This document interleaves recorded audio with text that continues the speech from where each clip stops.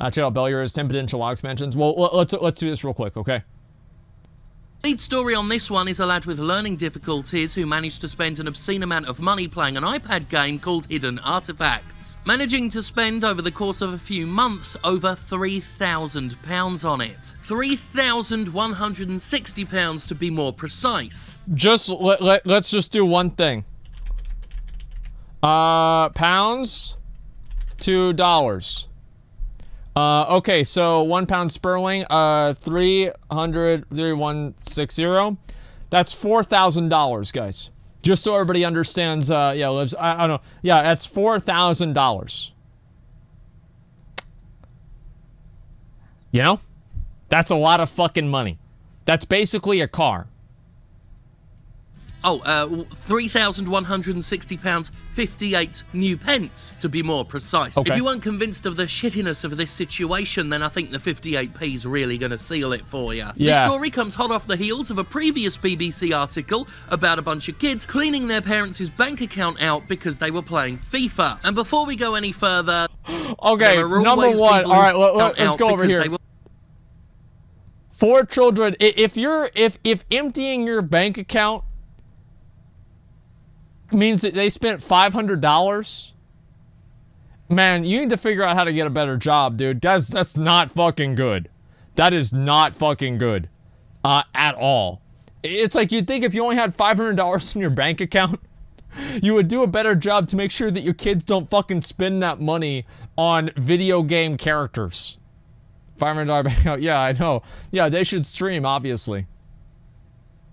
Playing FIFA. And before we go any further, there are always people who chime in with, well, isn't it the parents' responsibility? Yes. Yeah. Yes, it is. But at the same time, this is a responsibility a parent shouldn't have. A parent shouldn't have to think about protecting their wallet from the video game they bought for their child. And while you or I may be knee-deep in the video game industry, we know what it's like, we know what's in many of these video games, the idea of some harmless game for kids having the ability to clean out a bank account is such an abstract concept, Well, it's fucking ridiculous. Number one, it's absolutely fucking ridiculous that can happen. Like, I feel like at a certain point, I don't know... The parent should watch what their kids are doing. Yeah, I mean, the parent needs to watch what their kids are doing. Like, at a certain point, like, if you only have $500 in your bank account, you can't afford to have a kid. Like, don't have kids if you can't pay for the kids. And not that spending $500 a week on FIFA is what you need to do to pay for a kid. But I don't like this idea of never criticizing people's very, very clear bad life decisions. And then saying, oh, well, if you criticize and you say, yeah, if you only have $500 in your account, you should try to do something better with your life. This is not me punching down. This is a fucking fact. Like, I don't like how it's shameful for people to say that people should try to do more than what they're doing. Like, before, whenever I didn't have any fucking money, I was going to college. I was trying to do something. Like, if you can't do anything like that, then you shouldn't have a fucking kid because you can't take care of it. Like, I don't know what to say about that. People just get their fucking feelings hurt, try to act like these moral arbiters, and rationalize the consistent bad decisions that people make. At a certain point, where is the responsibility of the individual? Where does the individual come in and you say, maybe this is your fault that you're in this situation? I think that if you only have $500 in your bank account and your kid is spending all of your money on FIFA coins, then yes, obviously EA, you know, they're bad. But there's a certain point where that's kind of your fucking fault. Not surprised, many parents don't think about it. They know by now to think and worry about graphic content, but not psychologically manipulative, addiction-fueled microtransaction content. If a parent buys a video game with guns and screaming demons on the cover, then yeah, they shouldn't be too surprised if the video game winds up too violent for their child. That's about right. If a parent buys a football game based on FIFA, which is supposedly for kids 3 and up, and they don't know exactly how bad the gambling mechanics in video games have got these days, then sorry, I retain quite a bit of sympathy for that parent. Because as used to it as we've gotten, the idea of these perpetual randomized purchases is so fucking stupid, of course the average customer hasn't thought about it. Why would they stop to consider that the football game for their kids has gambling in it, for God's sake? And while these stories, unfortunately, have come at the quite literal... I feel like a lot of people that have, like, young kids, I don't know, I think that at a certain point, like, you probably should fucking know that. Like, it's like, I didn't know it was this bad. I didn't, but I had a general idea. And I think most people that are around my age probably have a general idea. And like, unless you're over like 50 years old, there's no fucking excuse to not at least have an idea about what's going on in like technology like this. They actually have jobs though? Well, it doesn't matter.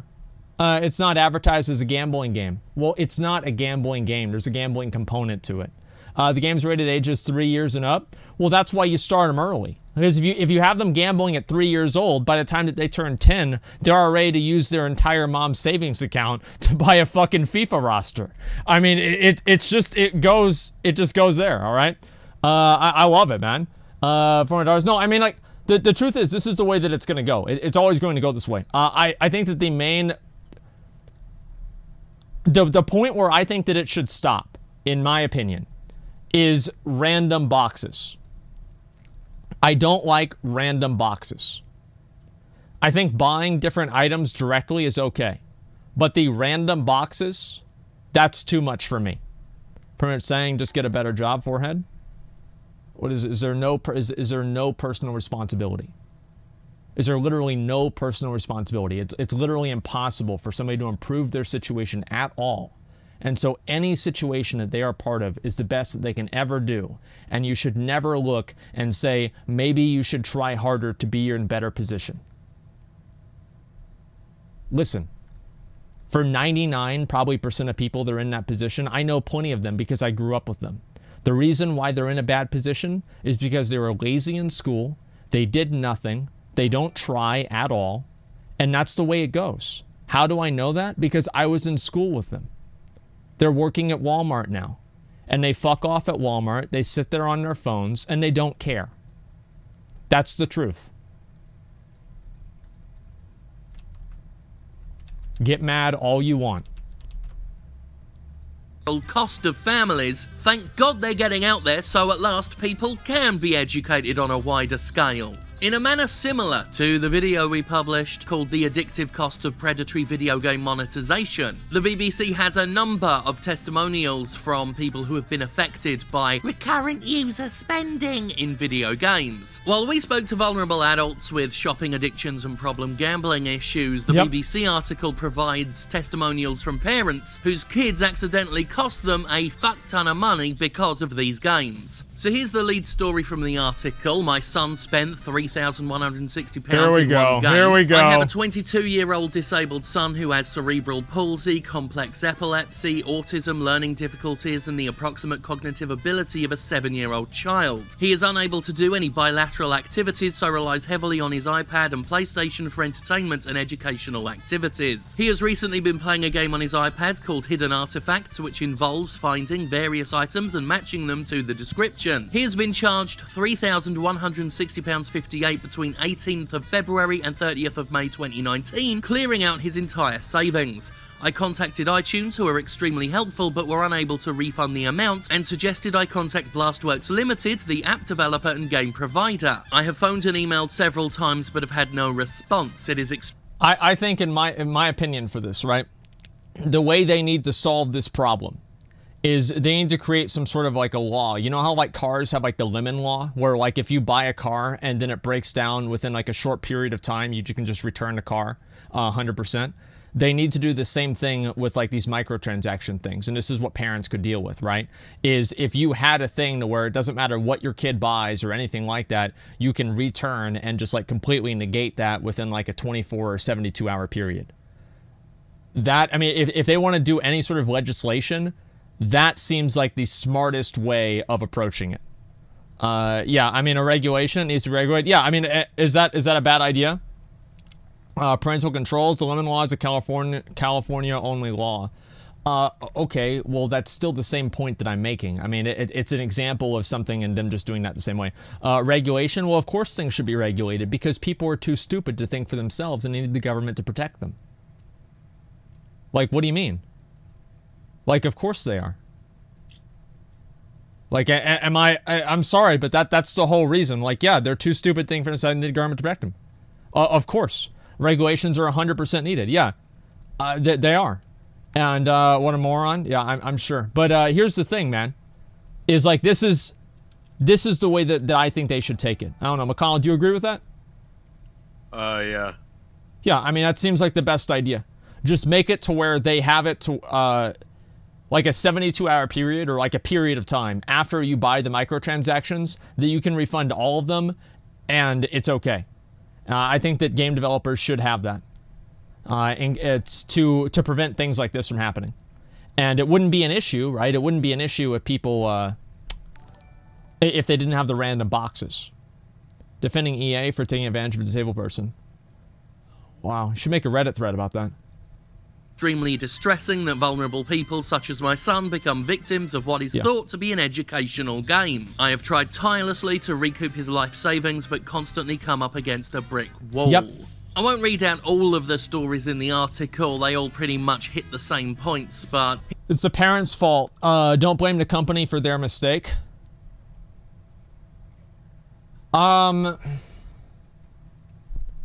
Yes and no. It's like ultimately it's their fault. And this is where like the regulation and stuff comes in. I've always believed that, like, I used to scam people out of stuff in WoW all the time, right? I used to do this constantly. And one thing that I've learned is that most people they fall for things really easily, right? They get scammed really, really easily. It doesn't take a lot to confuse and trick somebody into giving you money. It's actually a lot simpler than you might imagine. They're very naive. I don't do it anymore because now I'm not scamming them because they know they're not getting shit out of it. The difference with this, in my opinion, is the fact that number one, it's targeting kids, and so kids are doing it. And then also, like, if kids are doing it and you can prove that your kid is doing it, for example, your kid shouldn't even be able to make the transaction to begin with, because don't you have to be a certain age to make the transaction? So if the kid makes the transaction, then it would be an invalid transaction to begin with, I would assume, right? Because you're using the card. And this is like more like legal stuff, so I can't really say to begin with. But yeah, that seems like it's true. Yes, it is ultimately the parents' fault. But to be realistic, this is the same thing that I was saying before, right? About like preventing kids from like seeing pornography. Everybody knows that every fucking kid out there knows how, they've got, as I said, like fucking, what was it? 6 different VPNs, they've got network blockers, they've got, you know, proxies that they're using so they can look at porn on their smartphone in the bathroom in middle school, okay? Like, they're going to figure out a way to do this because this is just what kids do. Like, I used to be a kid, we were all kids, some of you guys are kids now. This is what we used to do and what you guys do now. It's just the way that it goes. 22 isn't a kid, what the fuck? I'm not talking about 22. Someone says a catch-22. That's what I was referring to. Those laws already exist. They just need to include video games. Yeah, there you go. You had a smartphone as a kid? No, because I didn't grow up in that age, right? But in this age, yeah, I'd have a smartphone as a kid. Well, I wouldn't because my mom wouldn't be able to afford it. But the kids, like a middle-class kid, yeah, probably has a smartphone. I would say most kids whose parents make a combined of like $60,000+ a year, those kids probably have a smartphone. Here's one titled, "He was completely inconsolable. I installed Mini Golf King on my phone for my son who is 5. He knows he's not allowed to spend money in games, yet this game successfully tricked him into spending £300 on in-app purchases." I guarantee you, dude, that 5-year-old already fucking knows what he's doing. He's like, oh, they tricked me, Mom. I didn't know it happened. Meanwhile, he's clicking that fucking $3 button all goddamn day. Mom's complaining about this shit. She's mad. He knew, dude. He fucking knew. How do I know that? Because I would do some kind of snake ass shit like that as a kid too. I remember I would play Gauntlet in Chuck E. Cheese and I would shoot other people's food. The original Gauntlet, I would shoot their food and I was so young that they thought it was an accident, but it fucking wasn't. Okay? Like 5-year-olds aren't just like, they know. A lot of them, they fucking know what they're doing. And they're like, oh, Mom, they tricked me into spending the money. I'm a victim. Please give me a hug and take me to McDonald's and buy me ice cream. No, they fucking knew it, okay? 100%, dude. Fortunately, you, my yeah. card issuer blocked some of the transactions, but a purchase for £75 went through, along with a few smaller ones. When my son realised that he'd spent real money, he was completely inconsolable, saying he was so sorry for being naughty and he thought they were pretend coins. My refund request via Google Play was automatically rejected. My refund request via Google Play was automatically rejected. I explained that my son is autistic and his disability makes him vulnerable. He doesn't really understand the concept of being manipulated, and he wouldn't necessarily understand why people who make games want money. Google said I should contact... The kid's got autism and he's like disabled. Yeah, maybe it's actually not bullshit. Okay, maybe it's not. But an average kid, right? At least like maybe like, I don't know, some kids, yeah, they know what they're doing. Mini Golf King, which said it did not generally refund in-app purchases once the purchased items had been used. It offered to delete the account and submit a refund case to the store from which the purchases had been made, but said this would be non-reversible. I have heard nothing since. People will say, well, you should be supervising him. I was in the room, but the game is a children's game rated PEGI 3, suitable for players aged 3 and above. I would allow him to watch a U-rated film, and I assumed PEGI 3 games were safe to play with casual supervision. Yeah, you would. Most parents would. Our son spent £700 on Clash of Clans. This happened to us a few years ago when we were very new to all this. We are technically savvy but didn't think to put a password on, and my son, who was 12, ended up spending around £700. It was on his own phone and he managed to download Clash of Clans through a Google Play account, enter his own children's bank card details, and buy lots of in-game items. We didn't realise until we checked his bank statement and it was virtually empty. Listen, bro, dude, if your kid's got a bank statement, it's 12 years old, $700 isn't a big deal to you at all. Like, let's be honest. Like, I didn't have a bank account whenever I was 12. What the fuck are you talking about? A bank account at 12. This is some rich-ass family, some kid dog. Like, I mean, imagine this, right? Like, what is assumed into this, okay? Number one, that he's got a children's bank account details. He already knows about it. Number two, that he's getting bank statements that his parents review regularly. So he's making purchases independent of his parents' discretion. And number three, he's got a smartphone to fucking begin with at age 12. But yeah, $700. Like, give me a fucking break, dude. I can guarantee this. They can pay for it, okay? Like, not any better, but it's just to put this into context. I don't know. It's just ridiculous. Play WoW already? Yeah. We'll do that after this. My parents saved my bank account at 8, and I mowed lawns to fill it. I guess nowadays it might be different, but back in the day, I didn't have a fucking bank account. Yeah, 20 years ago, I was mowing lawns for $5. It was actually about 10. Yeah, I do it for like 10, or like I'd start maybe like 15, then go down to 10. And yeah, I had a lawnmower. My friends would go around and we'd try to save up money to buy a hot dog at 7-Eleven, dude. Okay, let's go with the rest of this. First bank account. Kids shouldn't have money. Yeah, don't give your kid $700. Like, don't give your kid a bank account. Like, why don't they have a limit on the kid's bank account? Like, I feel like, I mean, like a 12-year-old should have like lower than a $700 spending limit on a bank account. You know, I mean, like, I'm sorry, but like, is this $500 was a lot? Yeah, it was. Don't give kids a debit card. Like, what the fuck? Yeah, I know. Like, I mean, I feel like a lot of these stories and everything, they're completely independent of, I guess, like any sort of responsibility. Because I can understand people that have a gambling addiction, right? But it's like the parents should prevent that kind of shit from happening. Like, you should expect that your kid's going to do stupid shit. If you don't expect that your kid's going to do stupid shit with a bank account card, then that's a stupid tax. And the dumber you are about it, the more you pay. And today, the price was $700. He did not realise the connection, that it was real money leaving his bank account. We never got our money back, apart from a token amount as a gesture of goodwill. There are lots of other stories here as well. My boy spent almost £1,000 on Fortnite. Our daughter's free trial for an app cost £93. Yep. Basketball game cost our family £2,000. Many of these games are found on a basketball game. The mobile market being where the mainstream AAA video game industry has been getting a lot of its monetization ideas. Phones have become ubiquitous. They're basically an essential part of modern life these days. People around my age balk at the idea of kids having phones. I know I do. But I think that's largely because I am getting part of the older generation and things have changed. Things have moved on. Everyone has a phone, and this unfettered access that video game companies have to not just children but anyone who can be psychologically manipulated, anyone in a vulnerable position, is pretty bloody insidious, and it's something that video game companies have been exploiting for years now. Not just on phones, increasingly on PC and console as well. This constant 24/7 online access that these video game publishers want gives them all of the time and all of the access they need to dig their little claws inside people's brains. The mobile market has been perfecting this, and they know what they're doing. They boast about it in little speeches. Oh, dude, at some point we need to watch that that lecture that guy did. Remember that scammer, the European guy that did like the whole lecture on like how to scam people out of stuff in mobile games? We need to fucking do it. We're not gonna do it today. We're not gonna do it today, but we'll do it probably like tomorrow or some shit. 100%, man. 100%. Yeah. Well, remind me to watch that tomorrow, and we'll do it.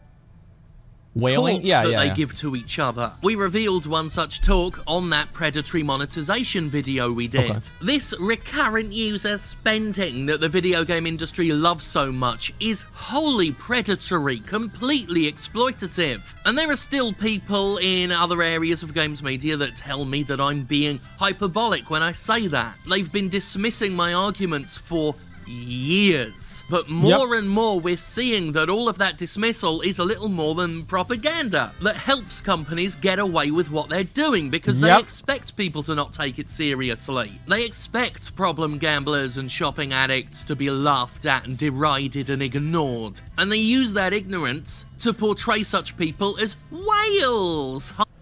At a certain point, I think that what he's saying is true.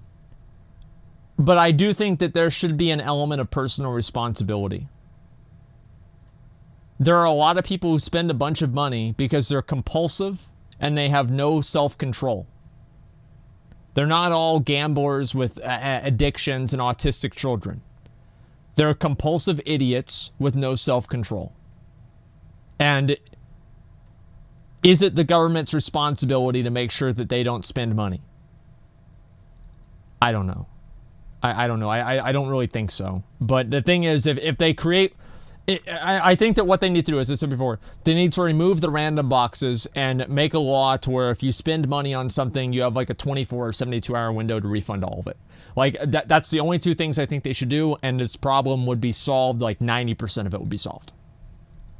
High spenders who just love their video game purchases so gosh dang much. They expect 100% of the responsibility to be on the customer, regardless of the context, regardless of that individual user's vulnerabilities and circumstances. I am still receiving testimonials from people. I've got enough for maybe 2 more videos, maybe 3. That's content, boys. People who are cognizant of their own responsibility in all this, and as a result have had to stop playing a bunch of video games, because if they do get into a game with stuff like loot boxes in them, it may cause a relapse in their gambling addiction, and that shouldn't be the fucking case with video games, with escapist entertainment. I look at what's gone into some of these video games now, just how unchecked the exploitation in them is, and it makes me so genuinely fucking furious. Boy, dude. Men like Andrew House who come out to defend their gambling mechanics, defend their, what EA calls their surprise mechanics. Surprise. Wankers like Bobby Kotick over at Activision. It's like you open up the box and you don't get what you want. Surprise, you just wasted $5. Surprise. Do it again, idiot. And you just keep wasting your fucking time. It's insane. Vision Blitz, just any of these executives who perpetuate and defend these sinister little microtransactions in their video games. They should all be completely ashamed of themselves, but they're not. They don't care. They're just doing their jobs. Well, their jobs hurt people. They... What is this video here? What is this?